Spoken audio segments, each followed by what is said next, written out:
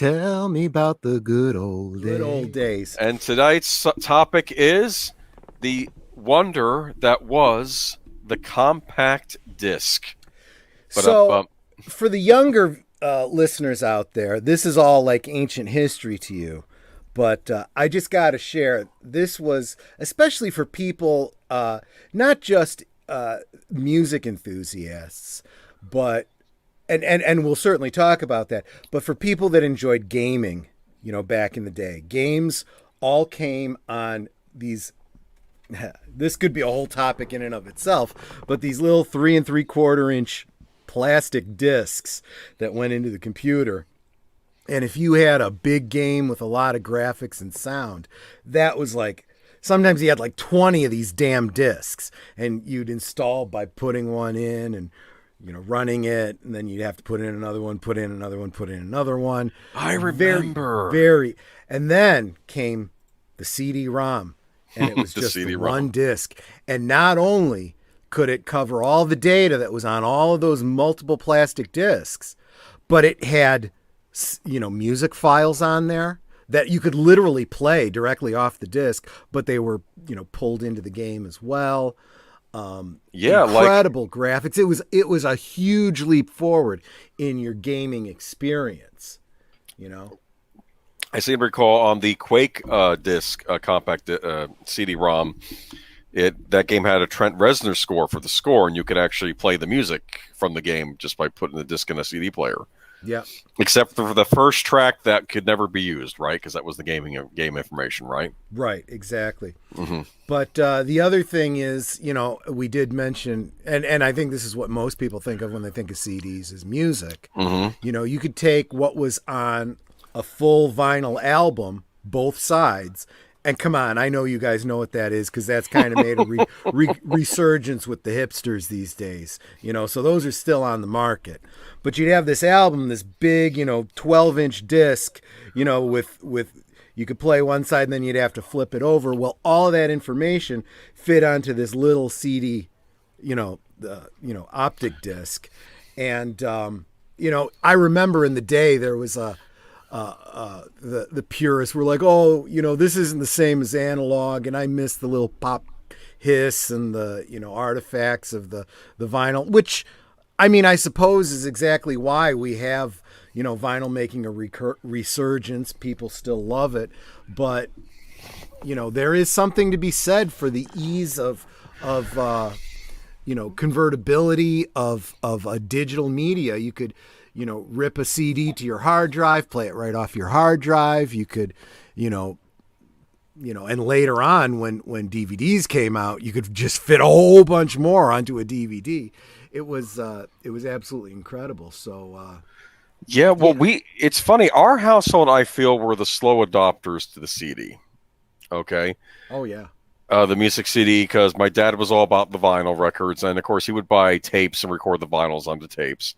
I think my sister might have been the first one to start buying CDs, like music CDs, because I wasn't really as much into music as I was when I got older. So, and if I would buy a music CD, I wouldn't buy it on CD, I'd buy it on an audio tape, which were pretty close to terrible.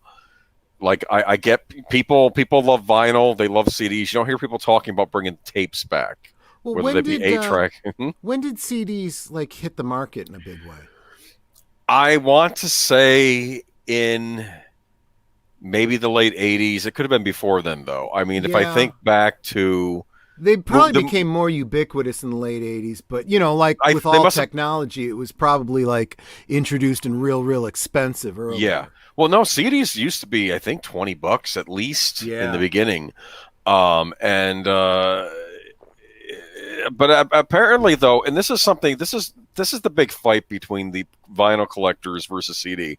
When CD originally came out, the sound was better on them. They were better mastered discs, okay? From what I've heard, the big complaint is later on, they were mastering CDs for radio play. Mm-hmm. And they didn't have the sound fidelity that they used to. I'm not an audio guy by any stretch of the imagination, but I know that vinyls can apparently go a little bit higher than CDs. But even still, the older CDs were better mastered. And I think the problem is that over time, they just became kind of throwaway things. And now vinyl has, of course, come back in vogue because again, they tend to be better. The vinyl records tend to have better sound, at least.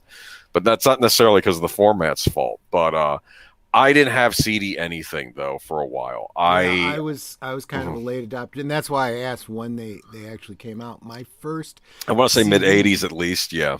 Yeah, my first CD was Diamonds and Pearls by Prince, and Oh, that's a good one. that was 19. I got it in '91. And it stayed with my fiance until we got married, and then then I had direct access to it after I moved in with her. So that was '92. That's the year Nanette and I got married. Excellent. Oh wait, Joshua V. Do you know anyone trying to record DVDs onto videotapes? Me. Funny. I was going to do. We went with CDs instead of DVDs, so maybe I'll talk about this another time. DVDs are right protected, kind of like how some videotapes are right protected, where the picture will get bright and then real dark and bright then real dark. Some DVDs though weren't right protected, and you could just record them straight onto a VHS tape. But most of them had that right protection on them. Okay, in case you were curious, Joshua B. But I'm looking back at CDs though, and he was talking about CD technology in gaming. I was always a console gamer, and I bought my first game console that I ever owned. I mean, I got the NES, but that was kind of shared by the family. The first one I ever got that was mine was the TurboGrafx 16. Mm-hmm. And there was a CD add-on you could buy for it, and the games came on CD or CD-ROMs. And back then, this was a huge deal. Like, you would get actual CD quality music, voice samples. The games were bigger, better graphics, and I wanted this thing, but it was like $250. Yeah. And this is in early '90s money, and me with a piddly $3 a week allowance. Okay, yeah. So, and it's funny, I almost got it, but then the Super Nintendo came out, and I'm like, I could get a Super Nintendo for less money than this, and I know the TG16 is not going to make it over here in North America. My brother, though, he got a Sega CD, which was the add-on for the Sega Genesis, which came with CD-ROM games. Melissa Harris was mentioning it earlier. And like its PC Big Brothers, the CDs would have the audio tracks on them you could listen to as well. But the whole CD thing didn't really take off in gaming, though, until like the PlayStation came out, though, because you had CD-based systems, but people were still going with cartridges. In fact, Nintendo stubbornly didn't go with CD-ROMs ever. In fact, they stuck it out with cartridges during the N64 era, the Nintendo 64 era. Would you listen to this guy? Games didn't really take off with CDs until consoles. This is because this is a guy who has no idea about PC gaming. They took off from CDs immediately. Whatever. It's like my friend who got King's Quest V on his PC, and I was marveling at the graphics, and then I got the NES version. It's like it's like a kid with crayons drew it. I mean, it was good for the NES, but I was even thinking, couldn't they have at least brought this out for the Super Nintendo? It would have looked much better. And instead, I got it on the NES. But yes, I know a lot of those Sierra games, the full voice sampling and all that. But like I said, I didn't have anything like that. Okay. Let's be honest. A lot of the kids that had game consoles, they couldn't afford the gaming PCs. Okay, that's why they got the game consoles. And then if you want to spend more money, then you buy the CD attachments to them. Which the very next game in the King's Quest series, King's Quest 6, has a great. If you get all the way through the game, you get closing credits, and it's got this very Disney-esque, ballad at the end for the closing credits. And that's what I was thinking of when I was talking about it being on the CD. You could play it right off the CD. I'll tell you, if you're interested, go check out, you can, on YouTube, you can look up Girl in the Tower. It's a great power ballad type song. Funny. It's really, really good. Was that the Princeless Bride? We'll save that for another stream. We'll do Sierra games. We'll have to talk about have a whole thing on old Sierra. PC games, King's Quest. Because I do know a little bit about those actually. But what I will say though is more directed at the whole VHS and DVD, all that kind of stuff. We could debate, gaming and how it affected that and whatnot, but optical media, that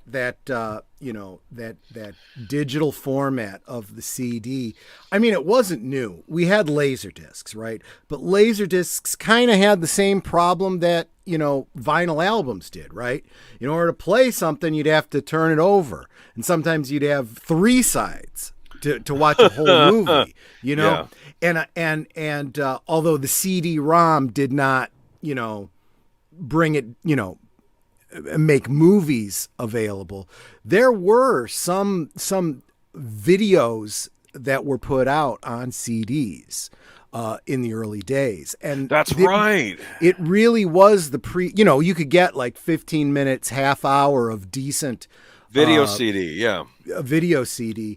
And then that honestly is what led directly to the DVD, and that's why we have DVDs today. And that's how DVDs ultimately ended up supplanting the laser disc. But it was inevitable, but it's really interesting to see that actual progression. Oh, it's interesting. Horizon Talker. Nintendo ultimately proved correct. All gaming is done from solid state memory now, but CD, DVD was a lot more flexible for a while. Yeah. Nowadays, I'll be blunt, you buy these Blu-rays for your game consoles, and part of me is suspicious how much of the game is actually on these things. Much of it is getting installed, how much of it is getting downloaded from the internet to update it. What is the disc anything more than a key now? That's what I'm what's wondering, really interesting is you can look at that disc, you flip it over, and you can see how much, optically you can see how much space is taken up by written data on there, just as a function of the optics. I mean, I know this from writing DVDs. If I write a 2-hour movie or something shorter or something longer, it takes up more or less room. And yeah, I know on the computer you can see if it takes up 8 gigs or 4 gigs or less. But I'm just saying, to be able to take a look at the back and see the discoloration that demonstrates how much is actually written there. Very, very interesting. But you're absolutely right. I mean, some of those games, I talk about how 20, floppy disks could go onto one CD-ROM, but they also started using CD-ROMs for games that were not that complicated and did not need all that space because it became such a cheap medium. I mean, it was pennies in materials and printing for those discs. So to go from these rather expensive, very low yield discs to this much cheaper, much larger capacity optical disc was a no-brainer. So you could even get like collections of games where you could get like 5 games on it, on one disc. Oh yeah. Well, this was the big problem for the Nintendo 64. This is why all the third parties ran over to Sony, because the PlayStation, because Nintendo, they insisted on using this cartridge format, which was rather expensive to produce. Yeah. And their big edge during that era was that system was technically more powerful than the PlayStation, but the games couldn't hold as much memory. Yeah. So they had to find workarounds on this stuff, and it was very tricky, and that's because the guy that created Super Mario Brothers and Donkey Kong, he said, we're sticking with cartridges. I remember that. Satoru Miyamoto wanted them to stick with cartridges. And it was just very, this big very thing. Short-sighted, because especially when you're in an industry that is technologically based, you need to be looking ahead. And there are all kinds of stories of companies that didn't look ahead and got left behind every single time. They did. Sony. Yeah, well, Sony was the one that were kicking butt at that point, though. They were until they weren't.